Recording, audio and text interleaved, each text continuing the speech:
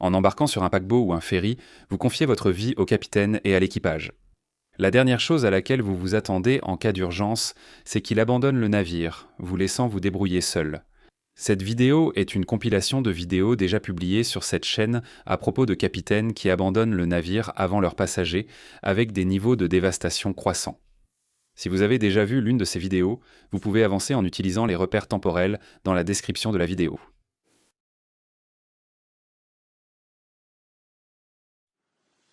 Le courant des aiguilles longe la côte est de l'Afrique du Sud. C'est le courant océanique le plus puissant au monde. En 1991, l'Océanus perd un combat contre le courant, des vents de 40 nœuds, une houle de 9 mètres, un mauvais entretien et de mauvaises décisions. L'Océanus, paquebot de croisière, fut construit en France et appartenait à des Grecs.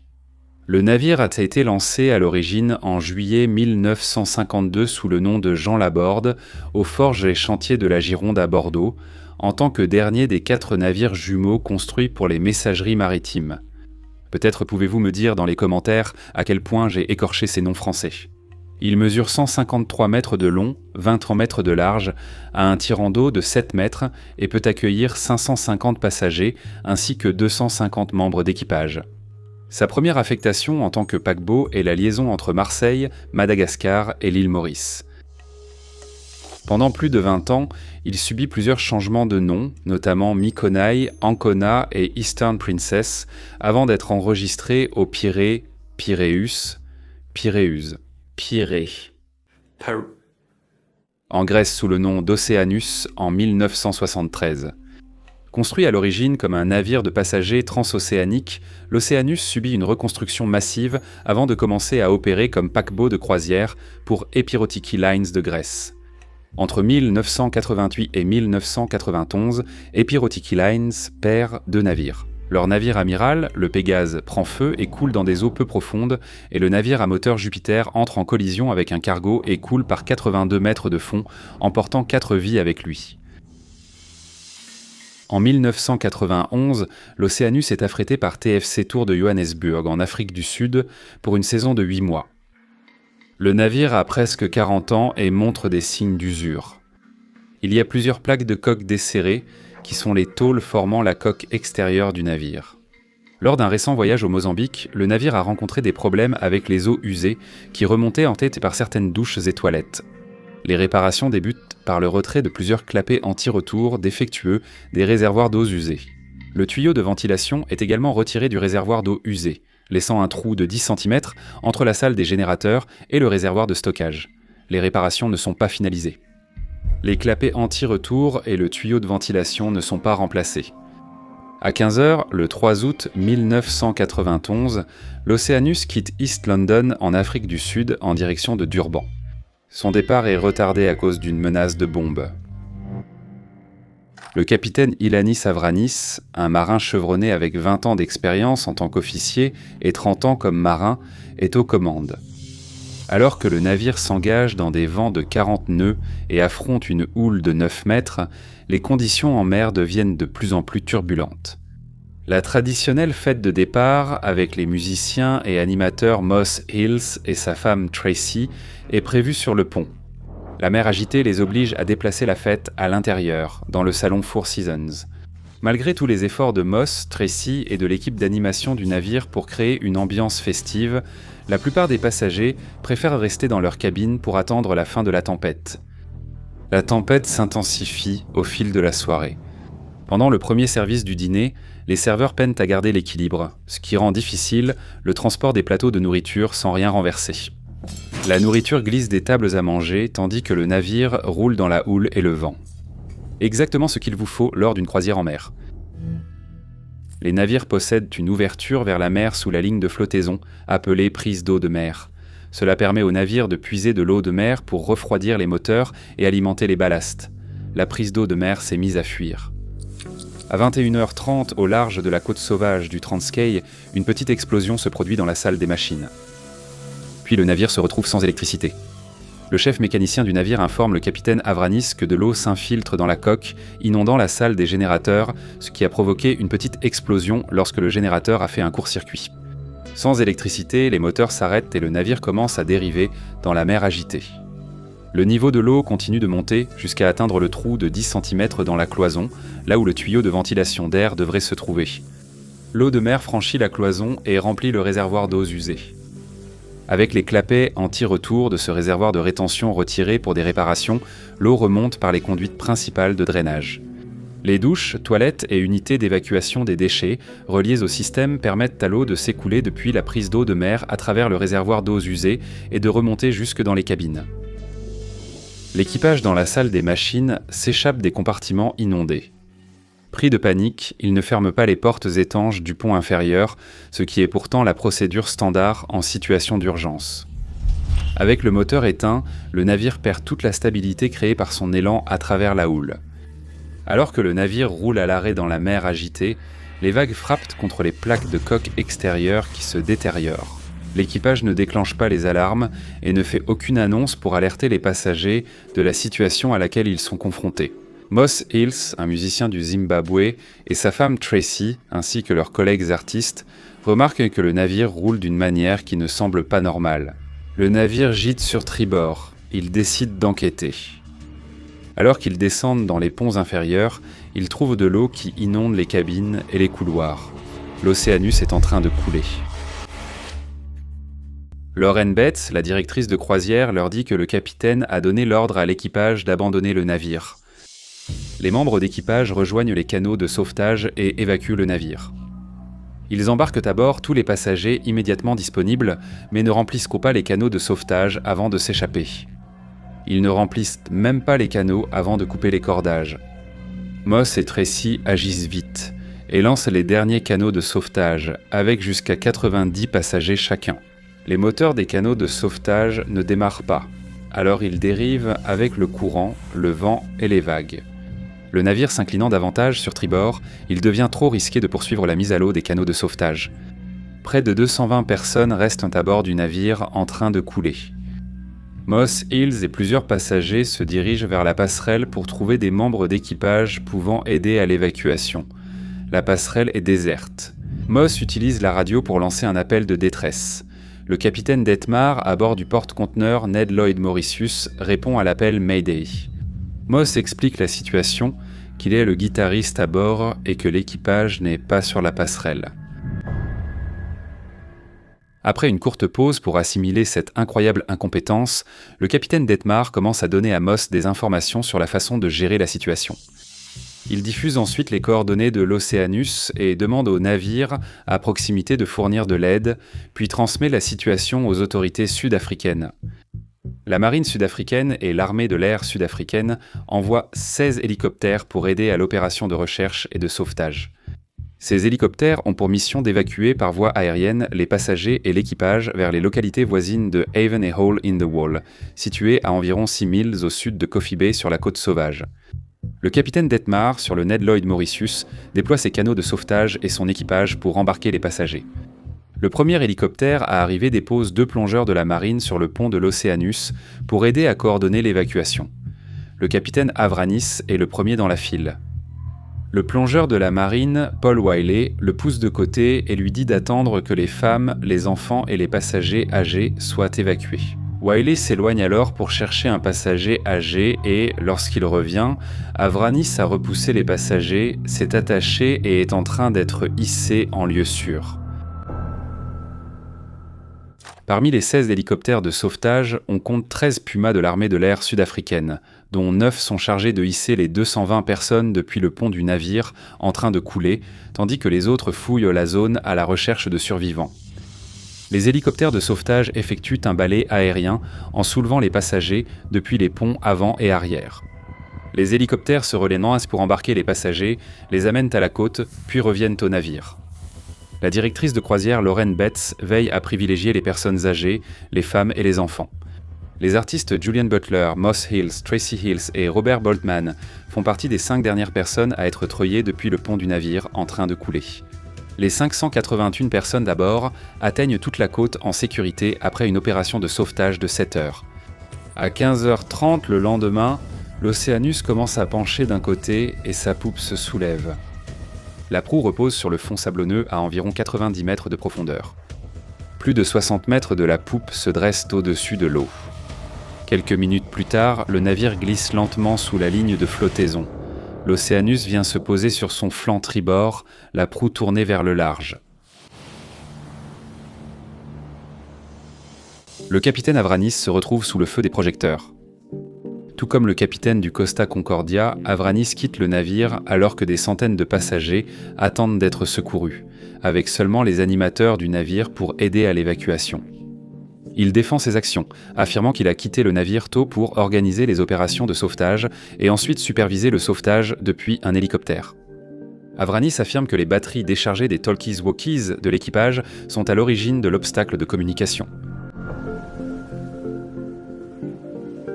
Lorsque je donne l'ordre d'abandonner le navire, l'heure de mon départ importe peu. L'abandon concerne tout le monde, mais ceux qui veulent rester peuvent le faire. Malgré son explication, les médias le présentent comme un exemple de comportement non professionnel lorsqu'il était aux commandes. En 1992, le capitaine Avranis et d'autres officiers sont reconnus coupables de négligence par une commission d'enquête grecque pour avoir fui le navire sans aider les passagers pendant la crise. Avranis ne fait aucune peine de prison et son employeur, Epirotiki Lines, lui confie le commandement d'un ferry jusqu'à sa retraite.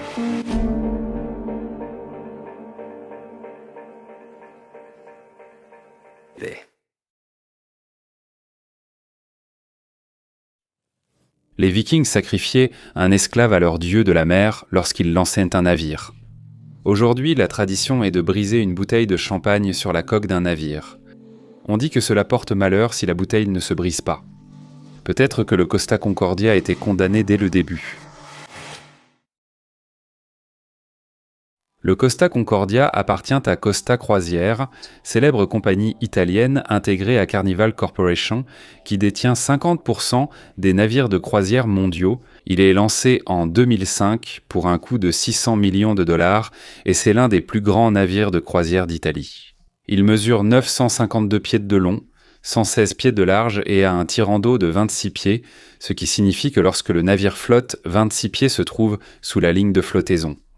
Le navire pèse 60 000 tonnes. Cela signifie qu'il doit déplacer l'équivalent de 24 piscines olympiques d'eau pour pouvoir flotter. Les ponts sous la ligne de flottaison accueillent les fonctions mécaniques du navire, dont la salle des machines et une centrale électrique diesel-électrique. Au-dessus de la ligne de flottaison, on trouve 1500 cabines de luxe, 6 restaurants, 13 bars, un spa et centre de remise en forme sur 2 étages, un théâtre sur 3 niveaux, 4 piscines, un casino, une discothèque et une multitude de divertissements pour plus de 3000 invités. Le navire est équipé de technologies de pointe sur la passerelle, de cartes électroniques affichant la position GPS à l'écran et de sondeurs indiquant la quantité d'eau sous la coque. Les itinéraires sont programmés dans le système et toute déviation par rapport à la route déclenche une alarme. Quand un navire de croisière passe devant une île, ces alarmes se déclenchent et doivent être reconnues puis désactivées manuellement par le personnel sur la passerelle.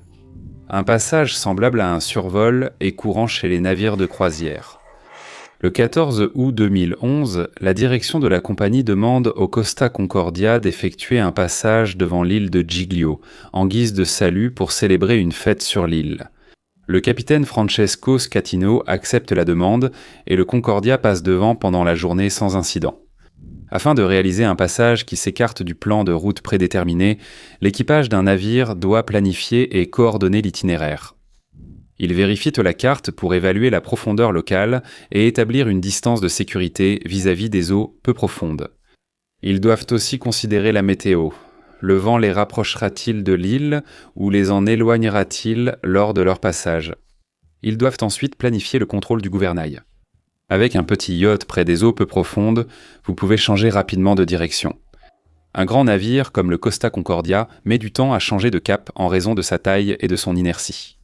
Cela signifie que vous devez anticiper la position et la direction d'un navire et ajuster votre cap bien avant que le navire ne réagisse complètement. À 19h, le 13 janvier 2012, le Costa Concordia quitte Civitavecchia, en Italie, pour une croisière de 7 jours. La première escale prévue est à Savone, sur la Riviera italienne, à 250 miles au nord-ouest. Il y a plus de 1000 membres d'équipage et plus de 3000 passagers, pour un total de 4229 personnes à bord. Environ 600 passagers montent à bord du navire à Civitavecchia. Dans les 24 heures, tous les passagers doivent participer à un exercice d'évacuation. Lors de cet exercice obligatoire, les passagers apprendront à quoi ressemble une alarme d'évacuation, où se trouvent les canaux de sauvetage, où est leur point de rassemblement et quoi faire en cas d'urgence. Pour l'instant, le navire part en mer et les passagers s'installent dans la vie en mer. Le capitaine Francesco Scatino, âgé de 51 ans, reçoit Dominika Semortan, une danseuse moldave de 25 ans qui est l'invitée du capitaine à titre gracieux. Le capitaine s'est marié et a une fille, mais peut-être que le capitaine d'un grand navire bénéficie de certains avantages qui ne figurent pas dans la description de poste. Scatino informe son équipage qu'il a l'intention de faire un salut en passant devant l'île de Giglio.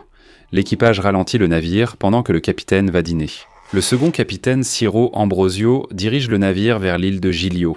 Il désactive l'alarme du navire qui commence à l'avertir de sa déviation par rapport à la route prévue. Scatino et son invité dînent ensemble, puis Scatino l'emmène sur la passerelle à 21h. Le maître d'hôtel du navire, Antonello Tiavoli, originaire de l'île de Giglio, est déjà là. Le mentor de Scatino, un ancien capitaine de chez Costa, Mario Palombo, vit sur l'île. Scatino a de nombreuses raisons de saluer l'île de Giglio. Une jeune femme a impressionné son mentor et son maître d'hôtel. L'équipage augmente maintenant la vitesse du navire à 16 nœuds pour rattraper le temps que le capitaine a passé au dîner. Alors que le maître d'hôtel téléphone à l'ancien capitaine de chez Costa, Scatino demande à Ambrosio, son premier officier, de vérifier le radar. Le capitaine a oublié ses lunettes de lecture dans sa cabine. Le maître d'hôtel passe le téléphone à Scatino pour qu'il parle avec l'autre capitaine. Scatino demande au capitaine retraité à quelle distance il peut naviguer près de Giglio. Il dit qu'il veut s'approcher jusqu'à 0,4 milles nautiques, soit environ 2500 pieds tramenant du rivage. Le capitaine retraité lui dit qu'il y a une bonne profondeur, mais qu'il n'est pas nécessaire de naviguer si près car il y a très peu de monde sur l'île en hiver. En fait, il est dans sa maison d'hiver sur le continent. Le capitaine Scatino a déjà effectué ce salut et il cherche peut-être à amuser le capitaine retraité en lui demandant son avis. Je trouve étonnant que le capitaine Scatino demande à un autre capitaine des informations sur les profondeurs au lieu de consulter les cartes qui les indiquent autour de l'île. Maintenant, son attention est partagée entre un écran radar qu'il ne sait pas lire, un appel téléphonique où on lui conseille de ne pas naviguer trop près et on peut presque percevoir sa bravade. « Je suis le capitaine maintenant, je l'ai déjà fait, je sais ce que je fais, je vois l'île. » Et pendant qu'il est au téléphone, le navire s'approche de l'île à une vitesse prévue pour rattraper le temps perdu, pas pour manœuvrer autour d'une île. Le capitaine Scatino navigue maintenant à vue et non avec les instruments. Il ordonne au timonier de commencer la manœuvre à tribord, ce qui fera tourner le navire vers la droite afin de s'aligner avec le port de Giglio. Mais maintenant, il se rend compte que le navire est plus proche de l'île qu'il ne l'avait prévu et il aperçoit un éperon rocheux sous la ligne de flottaison, à gauche du navire. Instinctivement, il crie pour faire virer brusquement le navire à tribord, ce qui signifie que le timonier tourne le gouvernail à droite. La proue du navire vire à tribord et évite les rochers. Si vous conduisez une voiture et que vous tournez le volant, les roues arrière suivent la trajectoire des roues avant. Mais un navire, c'est différent.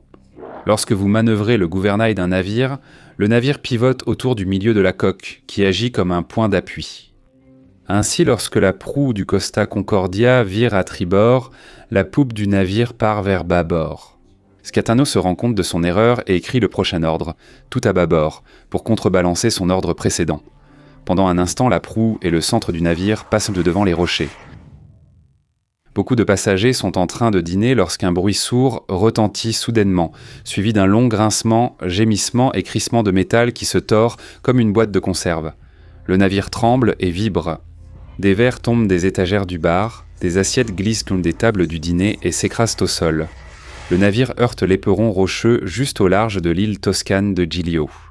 Le récif est connu sous le nom de Lascole, et il figure sur les cartes du navire à environ 800 mètres du port.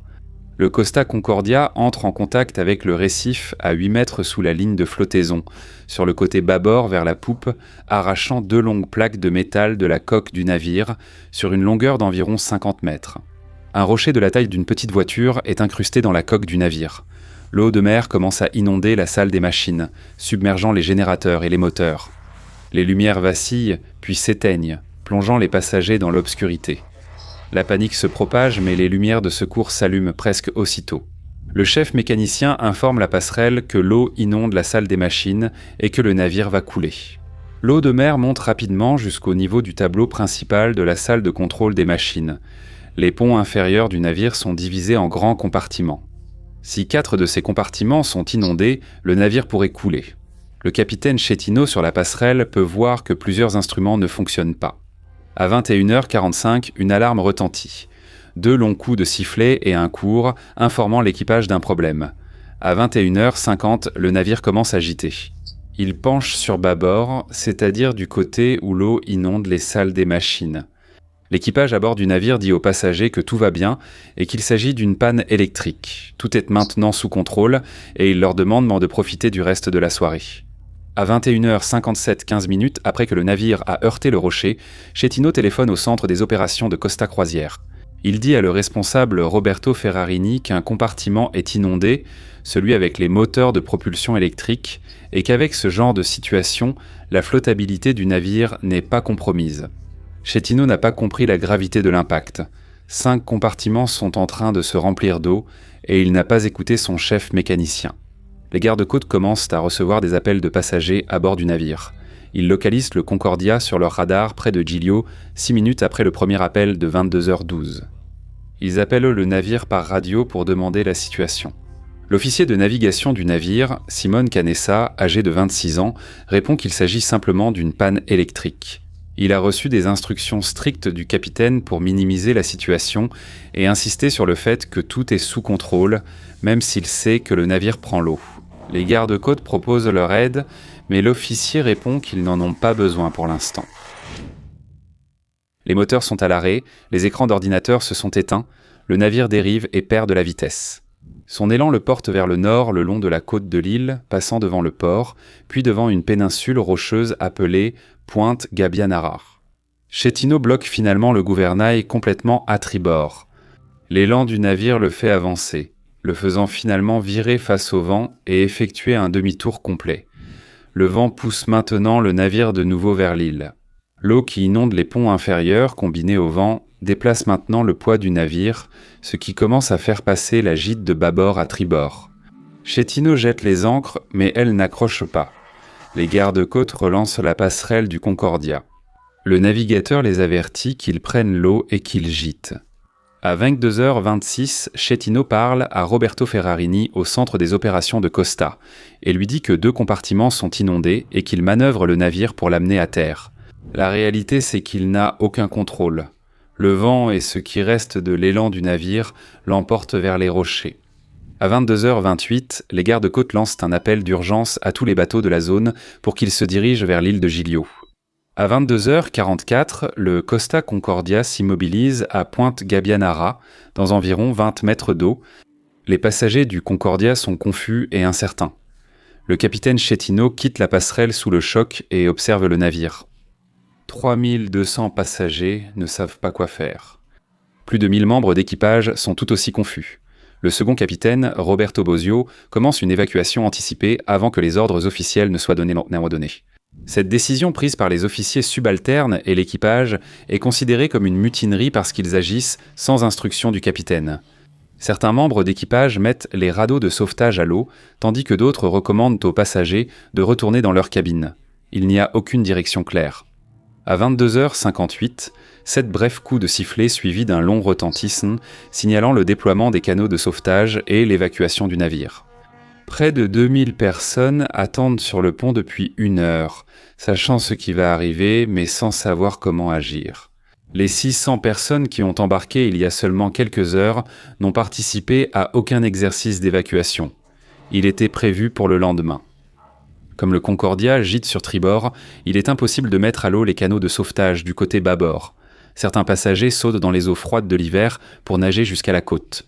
Lorsque l'équipage ouvre les portes des canaux de sauvetage, le chaos éclate. Quelqu'un crie « Les femmes et les enfants d'abord !» poussant la panique à son paroxysme. Les premiers canaux de sauvetage arrivent dans le port de Giglio juste après 11h du soir. Mario Pellegrini, le maire adjoint de Giglio, arrive au port et se rend au navire à bord d'un canot de sauvetage pour découvrir qu'il n'y a personne aux commandes. Les passagers descendent les échelles de corde sur le flanc du navire, tandis que des bateaux viennent les récupérer. En l'espace d'1 heure et 15 minutes, près de 3500 personnes atteignent la sécurité du port de Giglio. À 23h45, un hélicoptère de secours arrive. À minuit 15, juste après minuit, presque tout le monde du côté tribord du navire a évacué le navire, y compris le capitaine Scatino et certains de ses officiers. Mais tout le monde n'est pas encore descendu du navire. Certains passagers des canots de sauvetage sont contraints de retourner sur le navire. Le navire s'échoue sur les rochers et s'incline lentement jusqu'à près de 70 degrés, rendant certains canots de sauvetage inutilisables. À minuit 42, Gregorio De Falco, qui est responsable des opérations de sauvetage des gardes-côtes, appelle le capitaine Scatino sur son téléphone portable. Le capitaine Scatino dit être tombé dans un canot et assis sur un rocher hors du port de Giglio. De Falco, un ancien commandant de la marine italienne, perd son sang-froid et crie à Scatino « Remontez à bord, espèce de connard !» Scatino lui dit qu'il va coordonner le sauvetage depuis son rocher. À 1 heure du matin, près de 1000 personnes sont encore à bord. Les bateaux de sauvetage et les hélicoptères poursuivent l'évacuation, récupérant des personnes dans l'eau et sur le navire. À 4h46 du matin, l'évacuation est consignée comme terminée. Les équipes de secours incendie commencent à chercher des survivants. 32 personnes sont mortes ou portées disparues. Scatino n'est jamais retourné sur le navire pour aider à l'évacuation. Les survivants sont transportés au port de Santo Stefano, où un centre de coordination et d'assistance est établi. Les autorités interdisent donc tous les bateaux privés et mettent en place une zone d'exclusion de navigation d'1 mille nautique autour du navire. Entre le 14 et le 30 janvier, les plongeurs de la garde côtière de la marine italienne et du service d'incendie et de secours fouillent le navire à la recherche des personnes disparues. Le chef de la garde côtière italienne, Marco Brusco, confirme que 29 personnes, dont 4 membres d'équipage et 25 passagers, sont toujours portés disparus. L'obscurité totale et les meubles à la dérive dans le navire créent un environnement dangereux pour les sauveteurs. Les plongeurs travaillent arcrés par paire. Ils utilisent un schéma de recherche en zigzag dans des zones attribuées. Chaque plongée est planifiée pour 40 minutes. Ils marquent leur parcours avec des fils guides pour s'orienter dans la faible visibilité et placent des bouteilles d'air de secours dans le navire. Leur visibilité ne dépasse pas 60 cm. Les sauveteurs trouvent des survivants, dont un couple de jeunes mariés sud-coréens qui ont dormi pendant l'événement, ainsi que le commissaire de bord qui a une jambe cassée. Le 16 janvier, les opérations de sauvetage sont interrompues lorsque le mauvais temps fait bouger le navire d'environ 1,5 cm. Le risque est qu'il puisse glisser vers des eaux plus profondes ou qu'une fuite de carburant se produise. Les opérations reprennent 3 heures plus tard. Les sauveteurs emploient des explosifs pour ouvrir la coque du navire. Le navire continue de bouger périodiquement jusqu'au 24 janvier, lorsque le chef de l'agence italienne de protection civile le déclare stable. À la fin du mois de janvier 2012, le nombre total de corps retrouvés est de 17. Le 31 janvier, la recherche sous la ligne de flottaison est terminée. En février, les témoignages des survivants fournissent aux sauveteurs des informations sur la dernière localisation connue de certains passagers. Sur cette base, les plongeurs retrouvent 8 autres corps dans l'épave. La société néerlandaise Smith International et l'entreprise italienne Neri commencent à retirer les 2380 tonnes de fioul lourd du navire. Ils se concentrent d'abord sur la vidange des 15 réservoirs contenant environ 84% du carburant du navire, ce qui prend presque 1 mois à accomplir. Ils utilisent un procédé appelé « piquage en charge ». Les réservoirs étant immergés, des plongeurs professionnels interviennent. Ils installent d'abord une vanne au fond et une autre au sommet du réservoir de carburant. Le fioul lourd est chauffé pour le rendre légèrement moins visqueux. De l'eau de mer est pompée au fond du réservoir pour remplacer le fioul qui est extrait par la vanne supérieure. Comme le fioul flotte sur l'eau lorsque le fioul est retiré, l'eau de mer le remplace depuis le fond du réservoir et garantit que le réservoir reste en flottabilité négative et ne déstabilise pas le navire. Ce processus est répété jusqu'à ce que les 15 réservoirs soient en vide le 24 mars. Ensuite, des plongeurs découpent un trou dans la coque pour accéder à la salle des machines inondées. Ils retirent près de 350 mètres cubes de diesel et d'autres lubrifiants de la salle des machines. À l'extérieur du navire, des robots de recherche et sauvetage sont employés pour retrouver 5 autres corps entre l'épave et le fond marin. Après le retrait du carburant et des huiles, le processus d'enlèvement de l'épave commence. Il y a 2 options. Ils peuvent démanteler l'épave sur place ou la faire flotter puis la démanteler dans une cale sèche, ce qu'ils décident de faire. Un plan est élaboré pour colmater les brèches dans la coque, renflouer le navire à l'aide de grandes bouées gonflables, puis le remorquer. Ce sera la plus grande opération de sauvetage jamais tentée. On estime que cela prendra de 7 à 10 mois et, sous réserve des conditions météorologiques et maritimes, commencera en mai 2012 pour un coût de 300 millions de dollars. Le contrat pour l'opération de sauvetage est attribué à une coentreprise entre la société de sauvetage Titan, basée en Floride, et la société italienne Micoperi. Nick Sloan, un expert en renflouement sud-africain, est nommé pour diriger l'opération. En juin 2012, 6 mois après l'échouement, une barge est amenée sur le côté tribord du navire. Le radar du navire, le toboggan aquatique et la cheminée sont retirés pour stabiliser le navire et empêcher qu'il ne glisse davantage sur le fond marin en pente. La cheminée du navire est la dernière à être retirée en décembre et, à la mi-janvier 2013, les sociétés de sauvetage commencent à construire une structure de soutien sous-marine. Tout d'abord, ils créent un fond marin artificiel en sable et en ciment du côté en pente de l'épave. Ensuite, ils construisent dans une plateforme métallique sur laquelle le navire pourra reposer. Le 15 janvier 2013, les corps de 2 disparus sont aperçus à la poupe du navire, mais ils ne sont pas récupérés en raison de leur emplacement inaccessible dans le navire. Entre janvier et septembre, la construction de la plateforme sous-marine se poursuit. Le Costa Concordia a un énorme trou béant sous la ligne de flottaison, et donc l'ingénierie nécessaire pour le renflouer est brillante.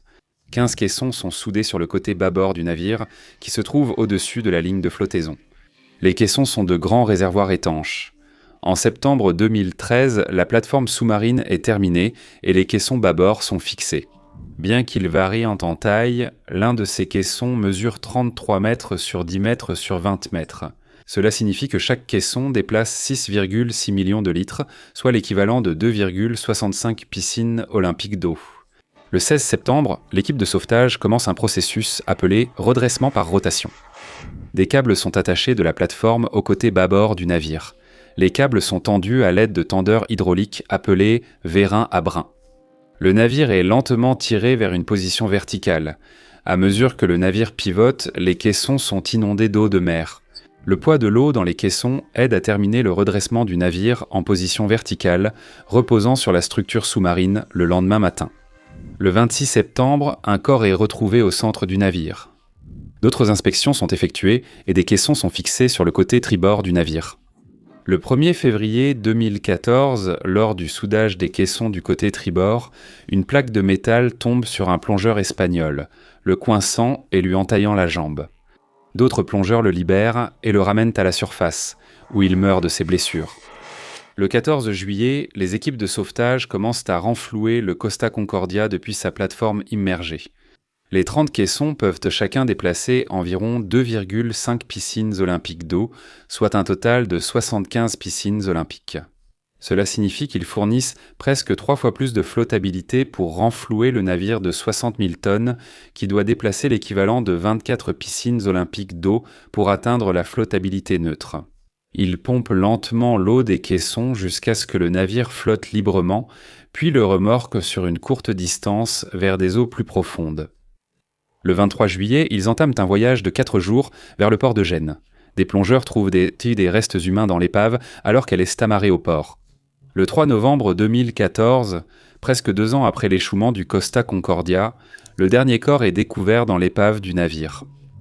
Au cours de l'année 2015, le navire est démantelé pour un coût de 115 millions de dollars et le métal est vendu à la ferraille. Le Costa Concordia était resté au large de l'île de Giglio pendant presque 2 ans. Durant cette période, des chasseurs de souvenirs ont pillé le navire, volant caisses enregistreuses, bijoux, meubles, œuvres d'art et la cloche. Lorsque le navire a heurté l'affleurement rocheux, l'impact a arraché 2 longues bandes d'acier de sa coque. Celles-ci ont été retrouvées plus tard sur le fond marin, à 90 mètres de l'île principale. En incluant l'indemnisation des victimes, le sauvetage et la démolition, le coût total de la catastrophe s'élève à près de 2 milliards de dollars, soit 3 fois plus que son coût de construction de 600 millions de dollars. 33 personnes sont mortes lors de l'incident, dont 27 passagers, 5 membres d'équipage et un plongeur de sauvetage. Le capitaine Schettino a été inculpé d'homicide involontaire.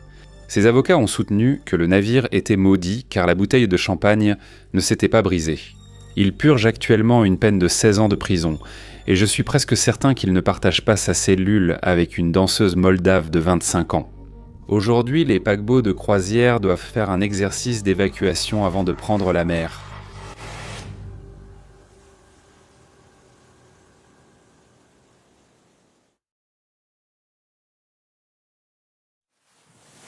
Par un matin d'avril calme, un grand ferry sud-coréen commence soudainement à gîter fortement alors qu'il effectue un virage de routine en naviguant dans le chenal entre les îles. Il y a 443 passagers à bord, dont 325 lycéens en voyage scolaire vers l'île de Jeju. Les élèves et les passagers reçoivent l'ordre de ne pas quitter leur cabine, de ne pas aller sur les ponts extérieurs et de rester dans leur cabine alors que le navire gîte et s'enfonce davantage dans l'eau. Certains ignorent les ordres et se dirigent vers le S-pont supérieur. D'autres font confiance aux instructions du capitaine et de l'équipage. J'ai fait de mon mieux pour enquêter sur cette histoire. Lorsque cela a été possible, j'ai utilisé des rapports officiels pour confirmer les détails et, à certains endroits, j'ai abrégé afin de raconter l'histoire de la manière la plus concise possible. Voici ma compréhension des événements. Si vous avez des recherches ou informations supplémentaires, merci de les partager en commentaire. Le Sewol est un ferry Ro-Pax long de 145 mètres et large de 22 mètres, avec une capacité de 920 et un passager, 88 voitures et 60 camions. Ro-Pax signifie un navire roulier doté d'installations pour les passagers.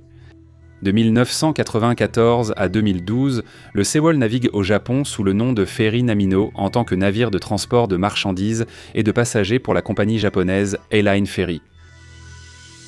En octobre 2012, Shanghai Marine, basée à Incheon, en Corée du Sud, achète le Sewol à A-Line Ferry.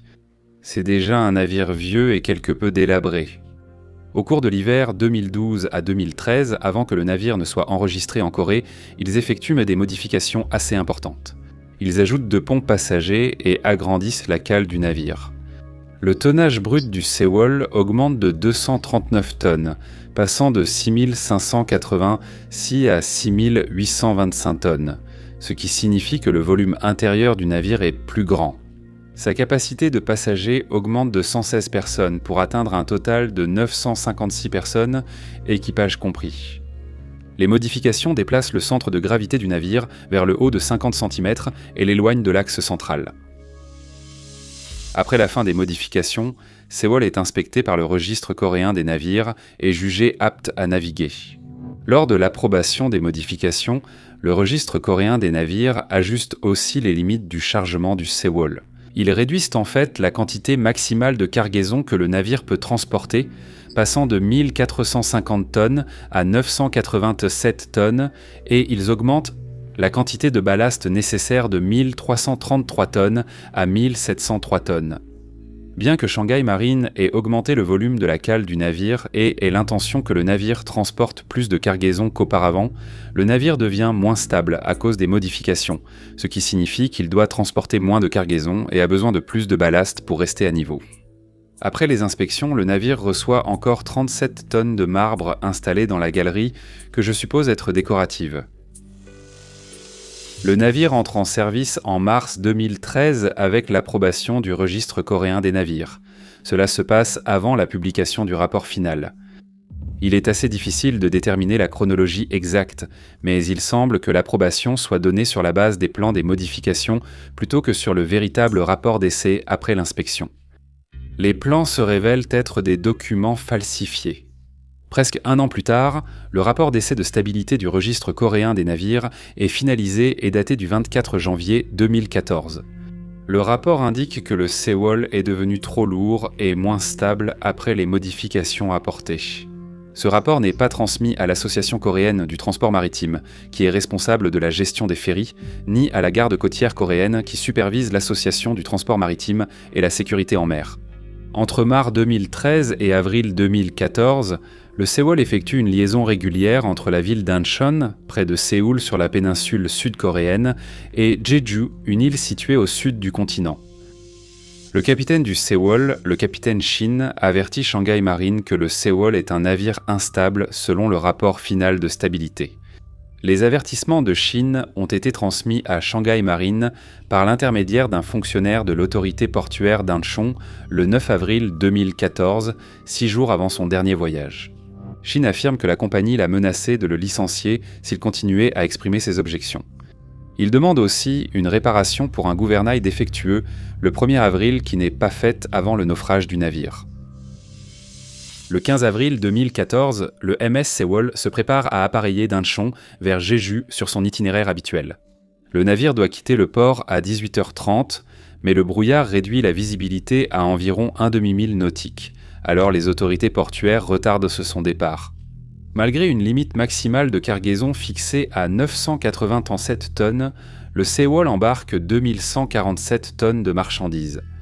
En fait, certains des ballasts sont vidés pour faire de la place à la cargaison. Le navire n'a que 760 et 1 tonne de ballast à bord, au lieu des 1703 tonnes avec lesquelles il est enregistré pour naviguer. Je ne sais pas s'il remplace intentionnellement le ballast par de la cargaison et calcule quant à la répartition du poids, ou s'ils essaient simplement de charger autant de cargaison que possible. Dans tous les cas, la cargaison n'est pas correctement arrimée avant que le navire ne quitte le port. Les alertes au brouillard sont levées vers 20h30. À 21h, le navire à moteur Sewol quitte le port d'Incheon en Corée du Sud. Le Sewol est le seul navire à quitter le port ce soir-là. Il effectue régulièrement 3 allers-retours par semaine entre Incheon et Jeju. Chaque trajet de 264 milles prend 13h30 à effectuer. Le Sewol assure cette liaison depuis mars 2013 et, jusqu'à présent, il a effectué l'aller-retour au total 241 fois. Il part avec 443 passagers, 33 membres d'équipage et plus de 2000 tonnes de marchandises, y compris 185 voitures. Parmi les 443 passagers à bord, il y a 325 élèves et 15 enseignants, tous enthousiastes à l'idée de leur voyage scolaire sur l'île de Jeju. Ils viennent du lycée d'Anwon à Ansan, près d'Incheon. Le capitaine habituel, Shin, est en vacances.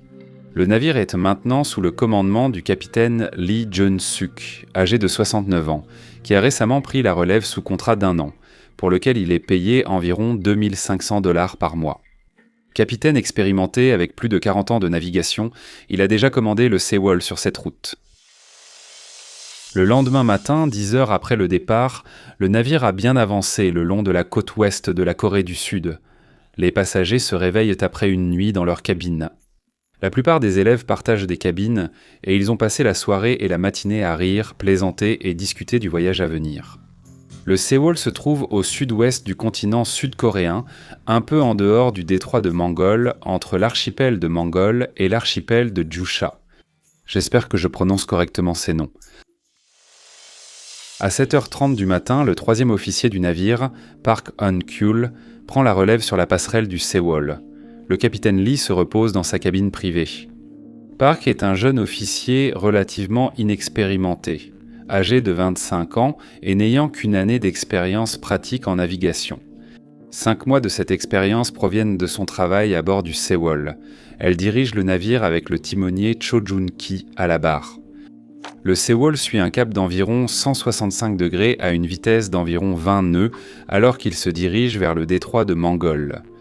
Le détroit de Mongol possède certains des courants de marée les plus rapides et les plus imprévisibles des eaux de la péninsule coréenne. Naviguer à travers ce détroit demande beaucoup de prudence, mais cela permet de gagner du temps et les navires modernes, avec des équipages bien entraînés comme le Sewol, empruntent régulièrement cette route. Le capitaine du Sewol a choisi cet itinéraire pour gagner du temps après le départ retardé d'Incheon. Normalement, un officier plus expérimenté naviguerait cette partie du trajet, mais le départ retardé a également perturbé le planning des quarts, ce qui signifie que Park est de quart pour le passage du navire dans le détroit de Mongol. Les conditions sont calmes, avec un vent léger, une faible houle et une bonne visibilité. À 8h20 du matin, le navire se trouve à un peu plus de 2000 nautiques du détroit. Park ordonne à Cho de passer le système de direction du pilote automatique à la direction manuelle. Elle veut avoir un contrôle total sur la direction du navire pour cette partie importante du voyage. Lorsque le Sewol arrive au détroit à 8h27 du matin, il suit un cap d'environ 137 degrés. Les zones plus larges du détroit contiennent des rochers dangereux et des eaux peu profondes, mais il n'y a aucun danger sur la trajectoire que le Sewol va emprunter. Alors que le navire s'approche de ce qui sera son dernier virage, le petit déjeuner est servi à la cafétéria. La plupart des passagers sont debout, se déplacent et commencent leur journée. La cafétéria est pleine d'élèves. D'autres passagers sont sur le pont extérieur, fument, se divertissent autour du navire ou dorment encore. À 8h40 du matin, Park et Shaw sont sur la passerelle, debout côte à côte près de la barre du navire. À 8h46 du matin, le Sewol navigue à une vitesse de 18 nœuds sur un cap d'environ 135 degrés. Park ordonne à Shaw de changer de cap, passant de 135 à 140 degrés. Alors que Shaw change de cap, il remarque que le navire s'incline un peu, sans être assez inquiet pour en parler à Park. Après que Shaw a changé le cap à 140 degrés, Park vérifie au radar qu'elle approuve la trajectoire du navire. À 8h48, Park ordonne un nouveau changement de cap à 145 degrés. Encore une fois, Shaw fait tourner le navire, mais il tourne plus vite que prévu et continue après que la barre soit recentrée. Shaw tourne rapidement la barre 2 fois à bâbord pour compenser. Au total, il tourne la barre de 5 degrés vers la gauche. Le navire ne réagit pas, il continue de tourner à droite. Park remarque que le navire gîte fortement et elle pense que cette inclinaison fait tourner le navire vers tribord plus rapidement que prévu. Elle dit à Shaw de tourner la barre dans la direction opposée. Ce qu'elle veut dire, c'est de diriger le navire vers bâbord. Elle ne sait pas que Shaw a déjà tourné vers bâbord. Quand Shaw entend cet ordre, il pense que Park sait qu'il tourne déjà vers bâbord et comprend qu'elle veut dire de diriger le navire vers tribord. C'est dans la direction de la rotation incontrôlée du navire plutôt que dans la direction opposée. Shaw tourne la barre vers tribord et le malentendu entre les deux marins aggrave la situation pour le navire. Il y a une confusion générale et Shaw s'exclame d'une voix affolée que la barre ne fonctionne pas. À la cantine, les gens se demandent s'il y a un problème en voyant les assiettes et tables penchées. Mais ils sentent que le navire tourne et supposent que c'est normal. Le navire braque de 15 degrés à tribord pendant un total de 40 secondes, mais il tourne d'environ 45 degrés vers la droite, puis pivote encore de 22 degrés sur place pendant 20 secondes. C'est comme tourner légèrement le volant et voir les roues arrière glisser sur de l'huile avant de déraper derrière vous. Bientôt, le navire gîte fortement sur bâbord et il est évident que quelque chose ne va pas. Il est possible que les courants aient aggravé cette situation. Puis les passagers entendent un grand bruit, venant des niveaux inférieurs du navire lorsque la cargaison se détache de ses mauvaises saisines. Le navire gîte encore plus sur bâbord. À 8h50 du matin, le Sewol gîte de 30 degrés sur son côté gauche. Les passagers se retrouvent soudainement sur un navire en train de chavirer, le début d'un destin tragique pour certains. Le capitaine Lee se précipite de sa cabine vers la passerelle, où tous les officiers arrivent vite. Shaw arrête les moteurs du navire et le navire se retrouve à dériver de côté. Le jeune 3e officier Park, qui est naturellement choqué par la soudaineté et la gravité de le gîte du navire, commence à pleurer. Le capitaine Lee et d'autres membres de l'équipage évaluent la situation et essaient de décider quoi faire. Lee ne peut pas dire si le navire va couler, mais il se concentre désormais sur la sécurité des passagers. À 8h52, Lee et son équipe planifient le sauvetage tout en tentant de reprendre le contrôle du navire. Ils doivent être très prudents quant à la manière de gérer la situation afin que tout le monde puisse être évacué du navire en toute sécurité si cela devient nécessaire. L'équipage commence à faire des annonces aux passagers pendant que le navire chavire lentement. Ils disent à tout le monde de ne pas bouger, de rester là où ils sont et que c'est dangereux de se déplacer dans le navire. Ces messages sont diffusés par le système de sonorisation du navire et répétés jusqu'à ce que l'eau commence à envahir les cabines passagers. De nombreux messages ciblent les élèves du lycée Dangwon, leur demandant de ne pas bouger.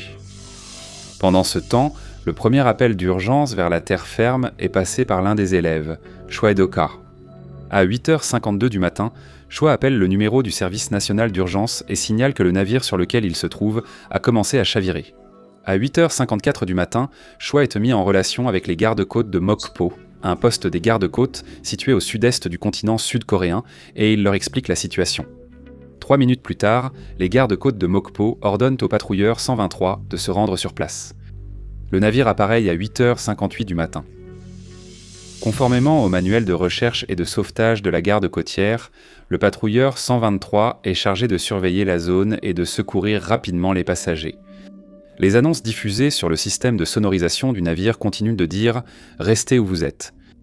Elles sont faites par l'officier des communications du navire, Kang Hae-seong. Il dit à tout le monde que se déplacer à bord est dangereux. D'autres membres de l'équipage répètent ce message en personne aux passagers partout sur le navire. Lors du chavirement du Costa Concordia, l'équipage a ordonné de rester dans les cabines sans se déplacer à bord. Les passagers ont ignoré ces avertissements et se sont rendus sur le pont du navire.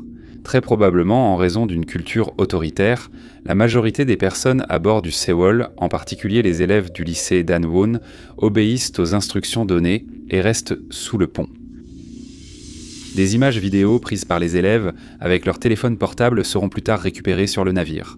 Ces vidéos montrent les élèves alors qu'ils essaient de comprendre ce qui se passe sur le navire et qu'ils tentent de faire face à la situation terrifiante à laquelle ils sont confrontés. Par-dessus tout, il y a de la confusion quant à la gravité de la situation. À d'autres moments, il y a une véritable peur. Ils ont peur de mourir. Certains cherchent des gilets de sauvetage ou se demandent si l'eau est trop froide pour sauter du navire. Ils remarquent en des choses comme leurs chaussures qui commencent à glisser sur le sol. D'autres peuvent voir à travers les fenêtres que le navire semble être en train de couler. Le navire semble aussi devenir plus sombre. Quand vont-ils nous dire d'évacuer ? Prennent-ils la bonne décision ? Le navire ne coule-t-il pas ? D'autres essaient de s'échapper, mais il devient de plus en plus difficile de quitter le navire en marchant sur les murs au lieu du sol. À 8h55 du matin, l'équipage du Sewol passe son premier appel au service de secours à terre. Il y a des appels entre le navire et les agences de secours, ainsi qu'entre les différentes agences de secours. Divers services de garde-côtes sont informés, ainsi que la marine sud-coréenne. 2 patrouilleurs supplémentaires de la marine sont envoyés sur les lieux. Des bateaux de pêche locaux sont déjà arrivés sur les lieux, certains dès 9h du matin. Les agences de secours discutent de la situation avec Lee et son équipage par radio. À 9h20 du matin, l'équipage du Sewol signale que le navire gîte de plus de 50 degrés sur bâbord et qu'il s'enfonce davantage dans l'eau. À 9h23 du matin, le service de trafic maritime, qui coordonne la circulation des navires dans la zone, ordonne à l'équipage du Sewol d'informer les passagers de mettre leur gilet de sauvetage. L'équipage indique que le système de sonorisation est en panne, et le service de trafic maritime leur demande d'ordonner directement aux passagers de mettre leur gilet de sauvetage et de s'habiller davantage pour affronter l'eau froide hors du navire. Il n'y a pas assez de gilets de sauvetage pour tous les passagers. Je me demande si c'est pour cela qu'ils disent au service maritime que le système de diffusion est en panne. À 9h25, le service de trafic maritime demande au capitaine Lee de décider rapidement s'il faut évacuer le navire ou non, en disant qu'ils n'ont pas assez d'informations pour prendre la décision eux-mêmes. En réponse, Lee demande des informations sur le sauvetage et le service de trafic maritime répond que les bateaux de patrouille doivent arriver dans 10 minutes et qu'un hélicoptère arrivera dans 1 minute. Lee répond qu'il y a trop de passagers pour un hélicoptère. Il décide de continuer à dire aux passagers de rester dans leur cabine, ce que Kang, l'officier des communications du navire, relaie via le système de sonorisation du navire. Il se peut qu'il y ait une lacune dans la chronologie et que le système de diffusion soit déjà hors service. Le Sewol chavire et les passagers sont désorientés. Ils doivent décider s'ils suivent les instructions de l'équipage.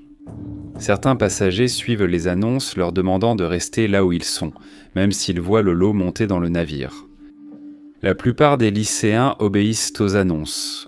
D'autres se rendent sur les ponts supérieurs au lieu de rester en bas. Le patrouilleur numéro 123 arrive sur les lieux à 9h30 du matin. C'est le premier navire de secours officiel à atteindre le site après l'incident. Il est nommé commandant sur place. Entre son déploiement et son arrivée, le patrouilleur numéro 123 ne contacte pas directement le Sewol par radio.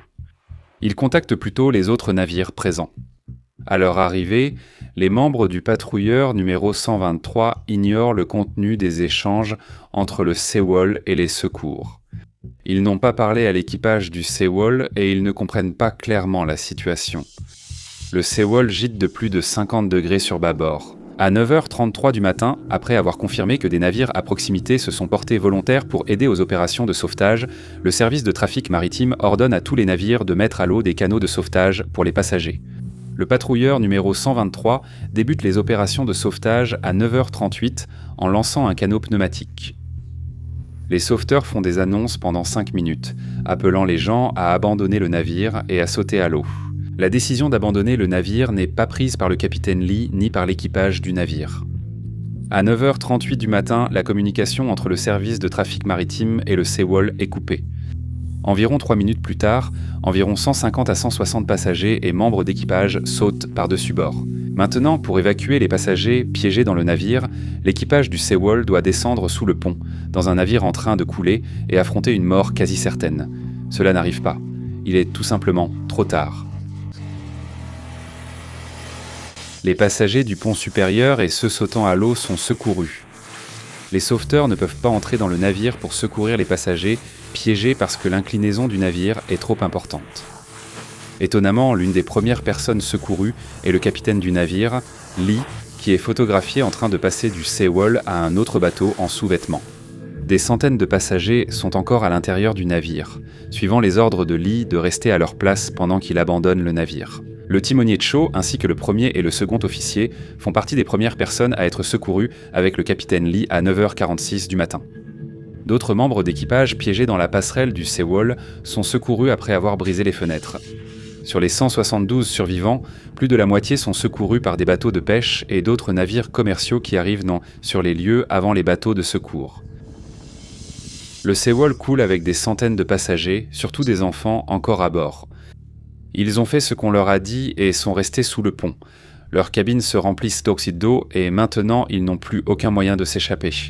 Ils continuent de passer des appels et d'envoyer des messages depuis leur téléphone portable alors que le navire chavire et coule.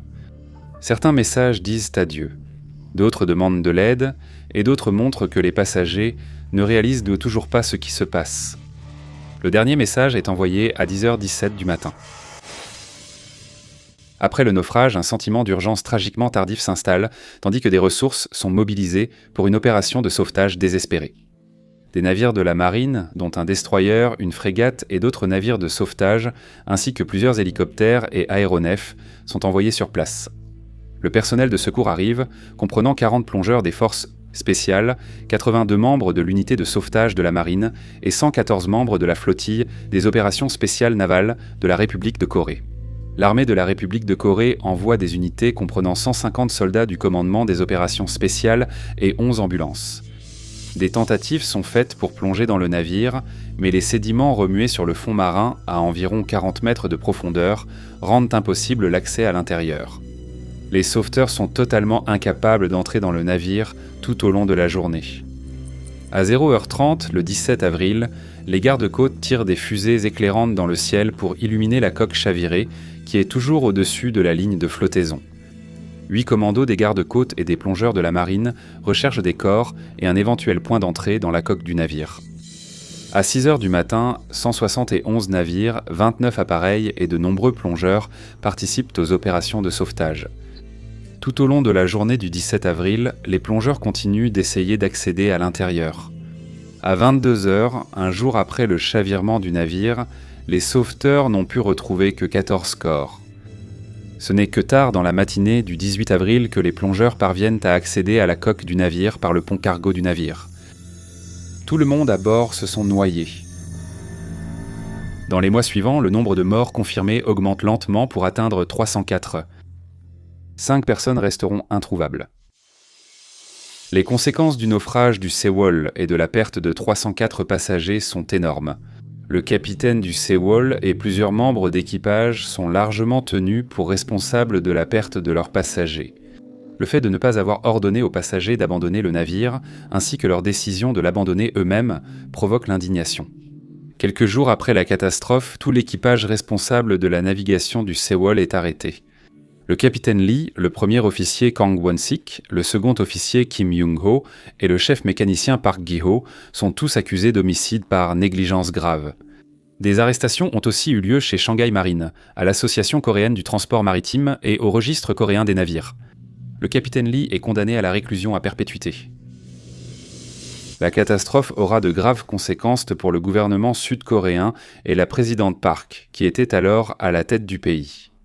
Park et son gouvernement ont été accusés d'être responsables de l'environnement réglementaire laxiste qui a permis au Sewol de naviguer dans des conditions dangereuses. De plus, ils ont également été accusés d'être responsables de la mauvaise opération de sauvetage lancée pour le navire. Pour aggraver les choses, Park et son gouvernement ont tenté de minimiser la catastrophe et de contrôler la réaction du public en maîtrisant les informations diffusées. La popularité de Park en tant que présidente a chuté après la catastrophe du Sewol, et elle n'a jamais retrouvé sa popularité. Quelques théories alternatives ont été avancées puis rejetées, notamment une explosion, un heurt avec un récif et une collision avec un sous-marin. Comme pour de nombreux accidents à grande échelle, il n'y a pas un seul événement isolé qui a conduit à cette catastrophe. Des modifications ont changé le centre de gravité du navire sur la base de documents falsifiés pour obtenir l'approbation. Après les tests de stabilité du navire, ces résultats n'ont pas été communiqués aux autorités qui réglementent la sécurité des navires commerciaux.